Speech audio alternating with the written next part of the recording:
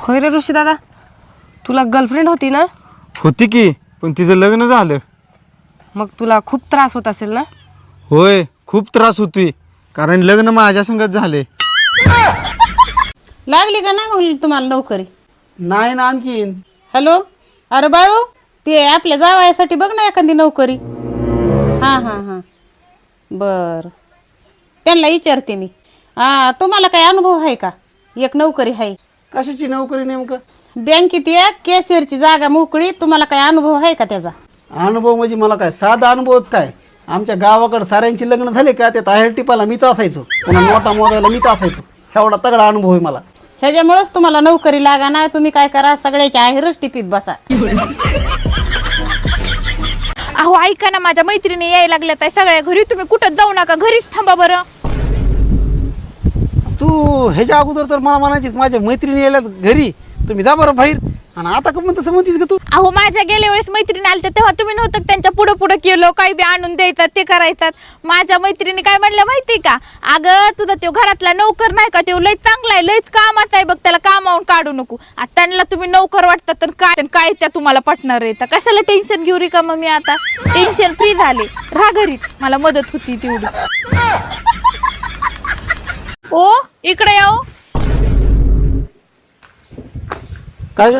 तुमचं आणि त्या शेजारणीचं काही चालू आहे का? नाही, काही नाही. असं काय विचार लागलीस? ती मला कालपर्यंत वहिनी वहिनी वहिनी वहिनी करायची, आणि आज अचानक सकाळी ताई ताईच करायला लागली, म्हणून म्हणलं. कळत नाही, घरात बायको असताना लोक बाहेर लपडे का करतात बरं? थांब सांगतो तुला मग. हा, मला गोष्ट सांग, घरात किराणा आहे का? आहे भाजीपाला? आहे, रोज स्वयंपाक बनवतीस? एक नंबर बनवतीस ना? हो. तरी पण आपण आठवड्यातून एक वेळेस जेवायला बाहेर जातो का नाही? हो, जातो ना. कशामुळं? थोडं जिभेची चव बदलते. सही जवाब. आप एक सौतन जीत चुकी हो. म्हणजे कळणाऱ्याला कळलंय. अहो ऐका ना, मी ना हॉस्पिटलमध्ये रक्त द्यायला गेले होते. हे बरोबर नाही. माझं प्यायचं आणि बाहेर जाऊन विकायचं. मराठी भाषा जरा आहेच विचित्र.